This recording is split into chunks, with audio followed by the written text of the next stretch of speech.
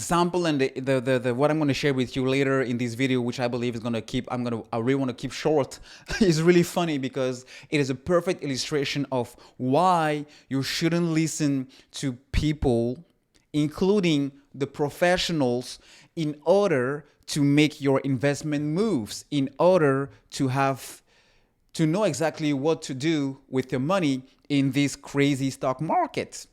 What am I talking about? Well, today, Bed Bath& Beyond was on the radar of pretty much everybody because it's part of the meme stocks group, and it's been gaining and gaining. The thing almost quadrupled in just a matter of 4 weeks.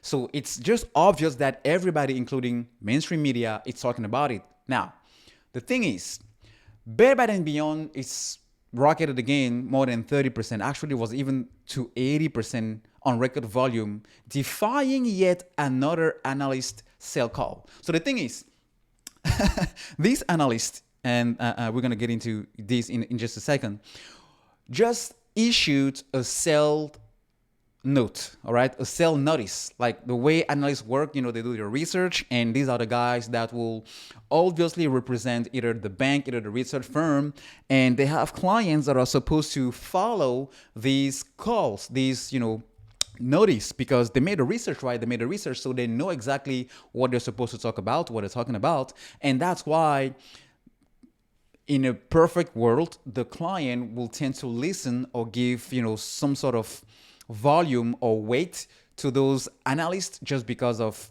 the research they made. Now, the funny thing about it is the stock has nearly doubled in 3 days, even after another analyst turns bearish, with a stock price target that's more than 75% below current levels. So in other words, they were calling on Bed Bath & Beyond to go down. Like B. Riley analyst Susan Anderson cut her rating to sell from neutral while affirming that her $5 stock price target, which implies about 76% downside from current levels. But since then, since the 3 last days, the stock has been almost up more than 100% and more than 300% just for the last month.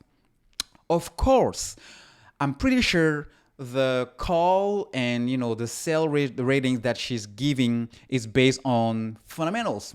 She mentioned here very weak fiscal first quarter results that led to the ouster of its chief executive officer, the CEO. But the problem, and this is where things get a little bit messy and the confusion comes from mainstream media. They still think these meme stocks are going to reap based on fundamentals. No, because when they got shorted to oblivion, it also wasn't really much of a fundamental thing. It was just like, okay, these companies are already suffering because of the COVID pandemic, lockdowns and everything. Let's just use that as an opportunity.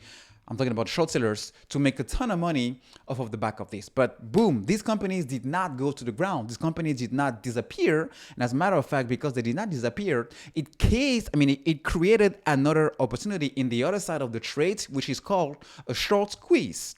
All right. And this is precisely what has been happening. And this is continue to happen because this has been dragging for the last 2 years just because these shorts, these companies that are shorting, will not let this go. They still do whatever they can to suppress this thing. Now, the lesson or the point I'm trying to make here is if you were to listen to what she said, you would have missed a big opportunity to make a ton of money in a quick amount of time. And I don't think it's the end of it. The end will come, but maybe not now. So, and the point is, I don't care who you are. And this is something I've been saying since day one on this channel. I don't care who you are. I don't care how much experience you have in the market. I don't care what AI tool or robotics you choose. I don't care how perfect or advanced your trading platforms or research tools are. I don't care if you're a billionaire or not. You cannot just predict what the future will be. You cannot even know what is going to happen in the next 5 minutes, let alone the price of a stock in the next week, 2 weeks, or 5. So ultimately, when fundamentals and this whole thing sells down, she can be right. But the thing is, Wall Street has been built using professionals, the smart money, dictating things.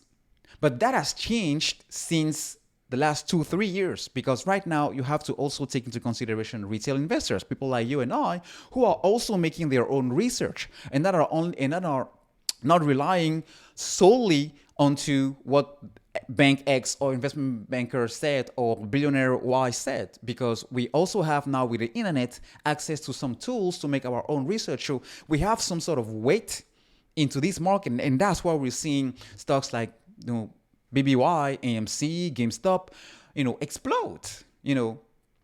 And until these mainstream media don't get it right in sense of what is the origin of the meme stock frenzy, they will still be on the wrong side of things. So who are you listening to when it comes to your AMC stock, when it comes to your GameStop stock, when it comes to your Bed Bath & Beyond, when it comes to the meme stock, or any other stock you will be holding for that matter? Who are you listening to? Do you make your own research? Or do you rely on people on YouTube? Like, I'm just a random guy, so don't just take my words for it, folks.